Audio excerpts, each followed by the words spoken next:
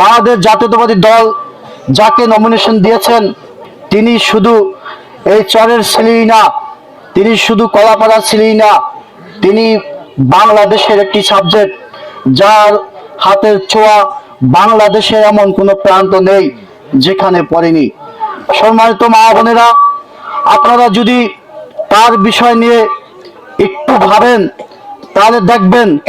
আপনাদের মনে পড়ার কথা, বাংলাদেশে 2001 সালে যখন জাতীয় নির্বাচনের পর বিএনপি সরকার গঠন করে, ঠিক শেষ মুহূর্তে 2004 সাল থেকে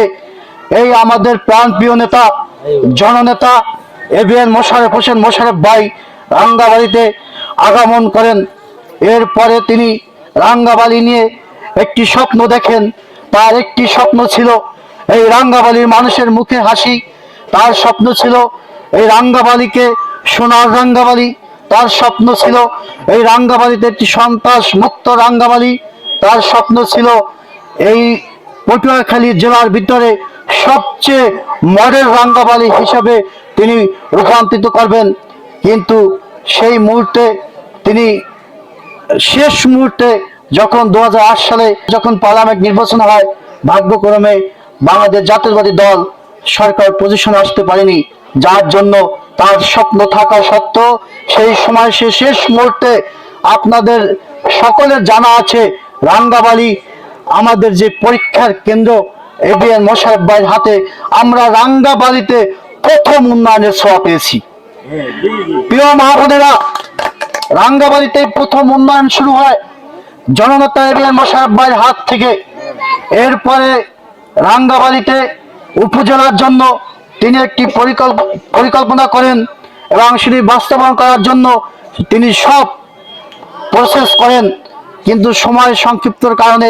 রাঙ্গাবাড়ির সব কাগজপত্র কমপ্লিট হওয়ার পরও ভাগ্যক্রমে সেটি ঘোষণা দিতে পারেননি। প্রত্যেকটা মুহূর্তে তার ভিতরে একটি বিষয় কাজ করে যে রাঙ্গাবাড়ি মানুষের মুখে সে হাসি দেখবে। ইনশাআল্লাহ এই নির্বাচনে বাংলাদেশ জাতীয়তাবাদী দল সরকার গঠন করবেন এবং বাংলাদেশ জাতীয়তাবাদী দল যদি সরকার গঠন করে তাহলে আমাদের দায়িত্ব হচ্ছে আমাদের নেতা এবিএম মোশাররফ ভাইকে এমপি নির্বাচিত করা। আমরা যদি তাকে এমপি নির্বাচিত করতে না পারি, ওই মহান সংসদে গিয়ে আপনাদের জন্য আমাদের জন্য কিন্তু কেউ বলার লোক থাকবে না। মা বোনেরা,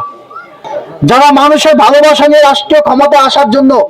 প্রত্যেকটা ঘরে ঘরে প্রত্যেকটা বাড়ির উঠানে এই মা বোনদের সামনে ছুটে যাচ্ছে, আপনি লক্ষ্য করতে পারছেন বলে আপনারা সবাই জানেন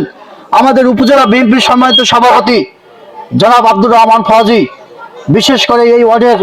যারা নেতৃত্ব দেয়, আর আপনাদের এক কৃতি সন্তান আছে আমার শ্রদ্ধেয়, তার একটা প্রোগ্রাম ছিল যার জন্য সেখানে আসতে পারিনি,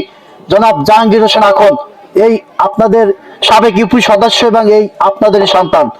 কত কষ্ট করে